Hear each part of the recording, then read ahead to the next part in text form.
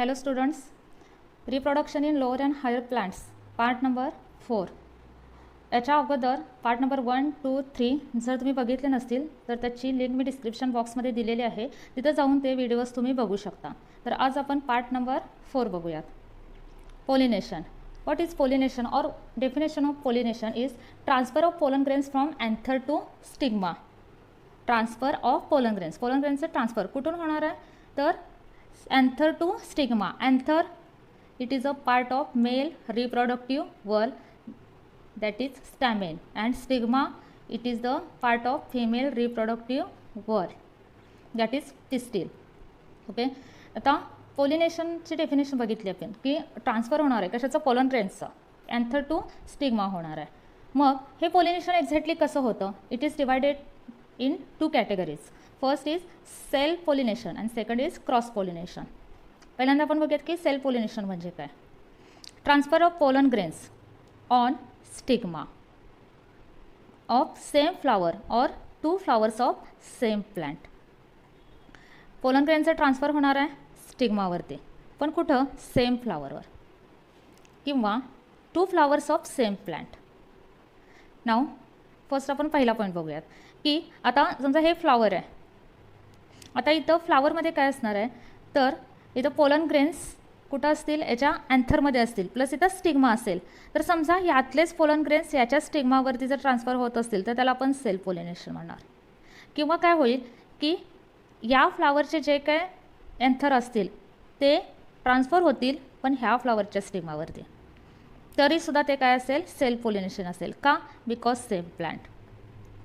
Okay, म्हणजे self पोलिनेशनमध्ये 2 points कोणते आहेत?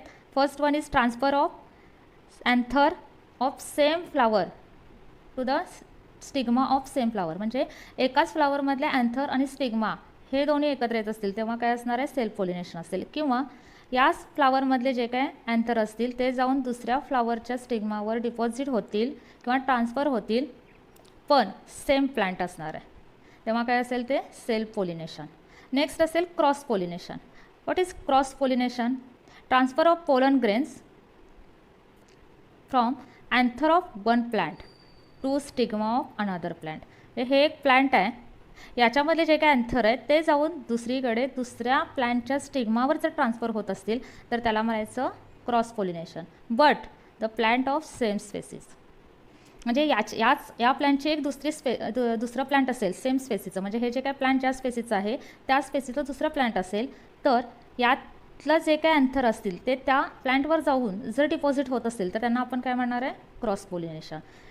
सो सेल्फ पोलिनेशन आणि क्रॉस पोलिनेशन हे तर मेन पॉईंट्स आहेतच, but pollination is further divided in 3 parts or 3 types. First is autogamy, next second is geitonogamy, त्यानंतर third one is xenogamy. 1 by 1 बघूयात आता आपण. First is autogamy. Autogamy is also known as self pollination. Auto means self.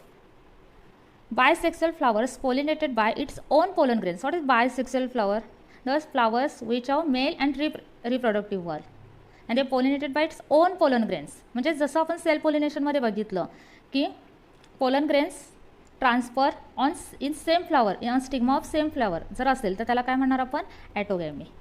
Okay, आता बघा इथं same फ्लावरमध्येच pollination जर होत असेल तर जे काय ऑफस्प्रिंग असणार आहेत, ऑफस्प्रिंग तर ते कसे असतील? Genetically identical, because genetic material inherit to offspring is same as parent, so it is genetically identical. आणि एक्झाम्पल त्याचं काय असेल? Pea. Next second is geitonogamy. यामध्ये काय होतं तर transfer of pollen grains of one flower to stigma of another flower in same plant. म्हणजे जसं वरती हा पॉईंट आपण बघितला की आता काय होणार आहे? Transfer of anther from one flower to another flower but same plant, then it is known as genogamy and its example is cucurbita. Next is xenogamy. Xenogamy is different from autogamy and genogamy because it is cross pollination. Pollen grains of one flower deposited to stigma of another flower of different plant but same species, just like cross pollination. म्हणजे काय होणार इथं, pollen grains deposit होतील on the stigma of अनादर flower of different plant. म्हणजे इथले pollen grains deposit होतील दुसऱ्या प्लांटवर बट सेम स्पेसीज. आता हे कसं होणार तर with the help of pollinating agent, and mostly it happens in food crops. This is the pollination or types of pollination. Next is pollinators. Just in previous slide we add one word, that is pollinating agents. They are also called as pollinators. आता आपल्याला माहिती आहे की pollen grains are non motile. Pollen grains are non motile as well as female gametes are also non motile. ते दोन्ही non मोटाईल्स आहेत, movable नाही आहेत म्हटलं, पण मग पोलिनेशन कसं होणार. So this all angiosperms are evolved to use abiotic and biotic agents for pollination. म्हणजे हे जे काही एजंट्स आहेत त्यांना काय म्हटलं जातं, पोलिनेटर्स म्हटलं जातं. आणि हे कशासाठी, for pollination and seed dispersal. तर इथं अबायोटिक अँड बायोटिक जे काही एजंट्स आहेत ते हेल्प करतील पोलिनेशनसाठी. कसे हेल्प करतील तर to drop anther from one flower to another stigma of another flower, ह्यासाठी ते हेल्प करतील. म्हणून त्यांना काय म्हटलं गेलं आहे, pollinators. And this pollinators are abiotic and biotic. First we'll see abiotic agents. Abiotic agents, wind and water. First is wind, and this type of pollination is known as anemophily. आता यामध्ये काय होतं, ह्याचे एक्झाम्पल बघा, wheat, rice, corn, palm etcetera. आता wind म्हणजेच विंडपासून कसं exactly pollination होतं ते आपल्याला बघायचं आहे. ते आपल्याला इथं माहिती आहे की पोलिनेशन म्हणजे काय, transfer of pollen grains from anther to stigma, हे तर माहिती आहे. तर हे विंड काय करेल, ते पोलन ग्रेन्स कॅरी करणार आहे. कॅरी करणार म्हणजेच काय तर एका फ्लावरमधून अँथर दुसऱ्या फ्लावरच्या स्टिग्मापर्यंत कॅरी करायचं काम करेल.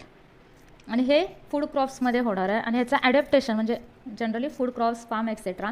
तर ह्याचं ॲडॅप्टेशन म्हणजे काय तर जे काय प्लांट्स आहेत ते त्यांचे जे काही पोलन ग्रेन्स आहेत जर ते विंड कॅरी करत असेल तर असे प्लांटमध्ये काही ॲडॅप्टेशन झालेले असतात, म्हणजे काही बदल झालेले किंवा त्यांच्यामध्ये जे काही चेंजेस आहेत किंवा त्यांचं जे काही प्लांट कसं फॉर्म झालेलं एक्झॅक्टली फॉर ॲनिमोफिली हे असतील ते पॉईंट्स असतील ॲडॅप्टेशनमध्ये. म्हणजे त्यांचे फ्लावर कसे असतील बघा, फ्लावर इज स्मॉल अँड कॉन्सिपिकस. हे कॉन्सिपिकस का म्हटलं गेलं, इनकॉन्सिपिकस actually.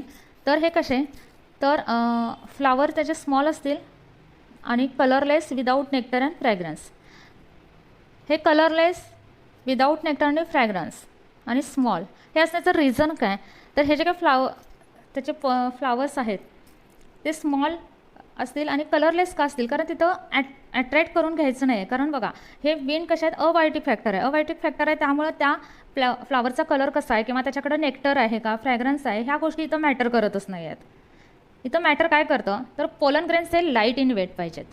Y light in weight, because they can easily carried out toward the stigma of another flower. Plus dry and large in number. It's important thing, large in number. कारण wind carry करत असेल त्या pollen ग्रेन्सना तर तिथं काय होणार आहे, wastage of pollen grains. So they should be large in number. Then stigma is feathery to trap the pollens. Stigma इथं आता पोलन ग्रेन्स तर कॅरी केलेले आहेत आणि ते कुठे ड्रॉप होतील तर स्टिग्मावर. पण हे स्टिग्मा फिदरी कशासाठी असतील तर टू ट्रॅप द पोलन्स. कारण विंडनं जे काही पोलन ग्रेन्स आणलेले असतील कॅरी करून तर त्यांना ट्रॅप करण्यासाठी हा स्टिग्मा कसा असेल, फिदरी असेल.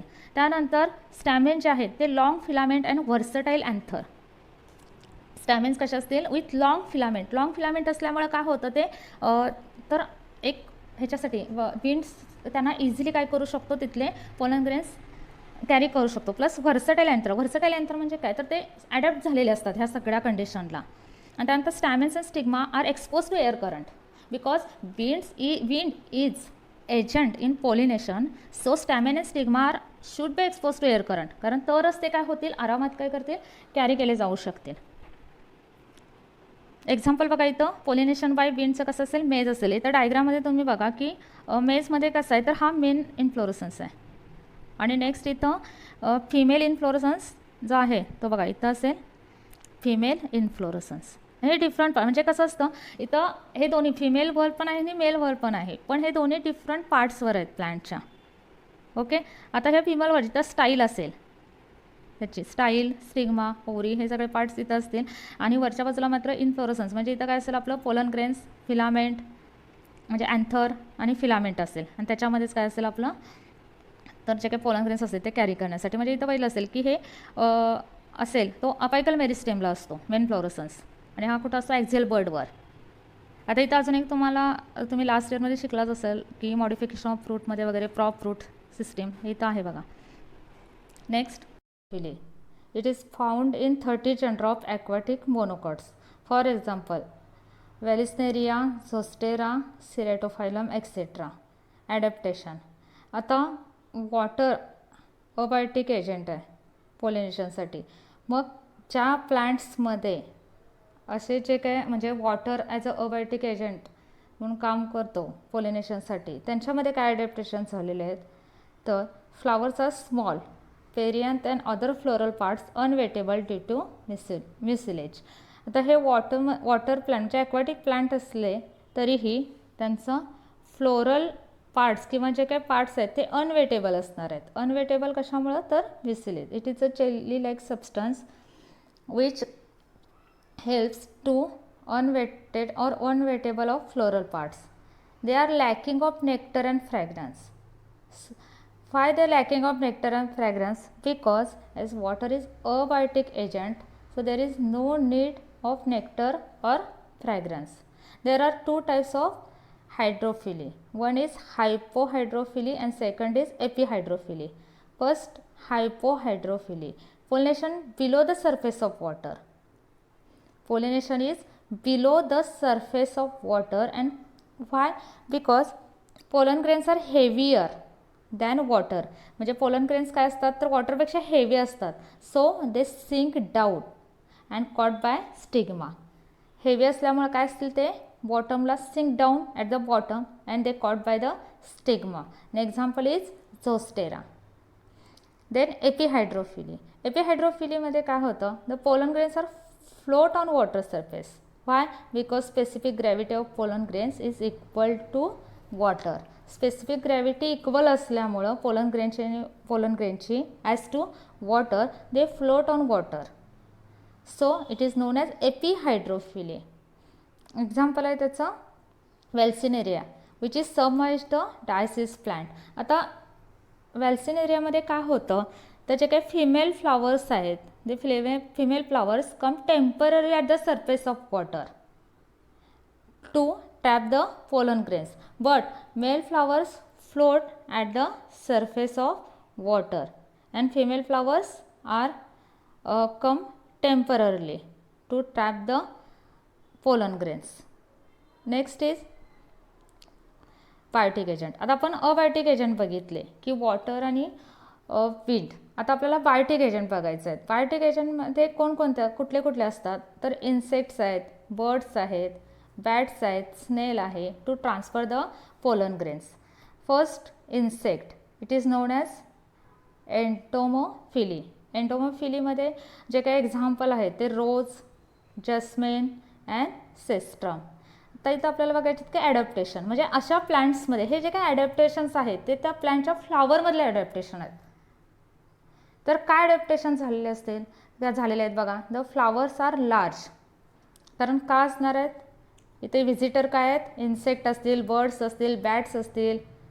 तर त्यामुळं काय असतील हे फ्लावर्स कसे असणार आहेत लार्ज असणार आहेत.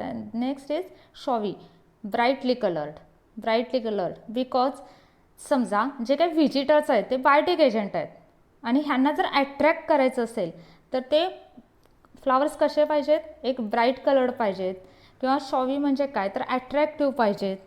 तरच काय होईल तर तिथं इन्सेक्ट असेल काय असेल तर ते काय होईल बायोटिक एजंट ॲट्रॅक्ट होतील. किंवा तिथं काय असेल फ्रॅग्रन्स असेल, नेक्टर ग्लँड्स असतील म्हणजे नेक्टर कलेक्ट करण्यासाठी फ्रॅग्रन्स जर चांगलं असेल तर हे सगळे काय असतील व्हिजिटर्स तिकडं ॲट्रॅक्ट होतील. The stigma of such plant is rough and sticky. आता स्टिग्मा कसा असतो rough and sticky to trap the pollen grains. And these pollen grains are spiny and surrounded by the yellow sticky substance and is known as pollen kit. आता इथले जे काही pollen grains असतात they are surrounded by a yellow sticky substance and it is known as pollen kit. आता some आता आपल्याला एक बघायचं आहे की स्पेसिफिक मॉडिफिकेशन असतं काही प्लांट्समध्ये. म्हणजे त्याचं आहे काय तर lever mechanism of pipe mechanism किंवा टर्न पाईप मेकॅनिझम आहे. आणि हे कशामध्ये आहे तर सॅलिव्हियामध्ये. हे कशासाठी असतं तर it act as a lever mechanism. Lever mechanism कसं काम करतं तर बघा, एकतर इथले जे काही स्टॅमिन असतात तो मोनोथिटिक असतात. जर आपण स्ट्रक्चर ऑफ अँथरमध्ये बघितलं होतं बघा, तर हे कसे असतात मोनोथेटिक स्टॅमिन असणार आहेत. आणि इथं काय असेल तर हे जे काय कनेक्टिव्ह जो असेल म्हणजे कनेक्टिव्ह आणि त्याचं जे काय फिलामेंट ह्यांच्यामध्ये जे काही लिगामेंट असणार आहे it act as a joint and divides in upper and lower arm. म्हणजे जेव्हा एखादा व्हिजिटर म्हणजे तो इन्सेक्ट असेल तर तो जेव्हा व्हिजिट करेल त्या फ्लावरला त्यावेळेस हे जे काही लेवर आहे ते स्ट्रक्चर फॉर्म झालेलं आहे तर ते काय करेल it enable to stamen to transfer the pollen grains. So it is a special modification which is in salvia, plant salvia for insects. Next is birds. आता जसं इन्सेक्टचं म्हणजे insect as a pollinator agent काम करतो तसं काही birds पण आहेत जे पॉलिनेटर्स म्हणून काम करतात, पॉलिनेटिक एजंट म्हणून. तर ह्याला ऑर्निथोफिली असं म्हटलं जातं. आता ह्याच्यामध्ये काय असतात जे काही बर्ड्स आहेत म्हणजे ॲज अ पॉलिनेटर काम करतात ते बर्ड्स कसे असतात बघा, ते generally small sized and with long बीक and these are specialized for pollinations. The example is sunbirds and hummingbirds. आता ऑर्निथोफिलस प्लांट म्हणजे असे बर्डनं पॉलिनेशन होणारे जे काही प्लांट्स आहेत त्याचे एक्झाम्पल बघा, Bombax, Butea and Callistemon. Next adaptation. आता बर्ड्सनं पॉलिनेशन होणारे जे काही प्लांट्स आहेत त्यांच्यामध्ये काय चेंजेस झालेले आहेत ते बघूयात. Flowers are brightly coloured. Obviously flowers कसे असतील ब्राईटली कलर्स असेल तेव्हाच काय होतील बर्ड्स त्यांच्याकडे अट्रॅक्ट होणार आहेत. Large showy as well as secrete the profuse dilute nectar. Profuse dilute nectar म्हणजे खूप जास्त प्रमाणात ते काय करतात नेक्टर प्रोड्यूस करतात. Abundant nectar and the pollen grains are sticky and spiny. Then flowers generally are without fragrance. इथं काय असणारे जे काही फ्लावर्स असतील ते विदाऊट फ्रॅग्रन्स असतील because birds are small or poor sense of smell. So there is no need of fragrance but flowers are very attractive and brightly colours to attract the birds. The last one is bats, chiropterophily. आता bats transfer the pollen grains over long distance several kilometres. कारण इथं एक आहे की bats काय करतात several kilometre travels करतात त्यामुळे पोलन ग्रेन्स पण काय करू शकतात ते सेव्हरल किलोमीटर ट्रॅव्हल करू शकतात. फक्त इथं काय असणार आहे की फ्लावर्स हे जे काय ॲडॅप्टेशन आहे म्हणजे बॅट्ससाठीचं तिथं काय चेंज असणार आहे की flowers are dull coloured not attractive but with strong fragrance because of sense of smell of bats and they secrete the abundant nectar. नेक्टरसुद्धा खूप जास्त प्रमाणात असणार आहे. आणि हे जे ॲडॅप्टेशन एक्झॅक्टली कशासाठी असतात तर त्या पोलिनेटरला अट्रॅक्ट करण्यासाठी हे ॲडॅप्टेशन्स असतात. The flowers are edible pollen grains. ह्या फ्लावर्सकडे कसे असतात तर एडिबल पोलन ग्रेन्स असतात. याचे एक्झाम्पल आहेत बघा, Anthocephalus, Adansonia and Kigelia. These are the examples of chiropterophily. So students आज आपले पोलिनेशन अँड पोलिनेटर्स हे 2 पॉईंट्स संपलेले आहेत. व्हिडिओ जर आवडला असेल तर लाईक, शेअर, कमेंट करा. बेल आयकॉन दाबायला विसरू नका कारण नेक्स्ट व्हिडिओचं नोटिफिकेशन तुम्हाला मिळेलच.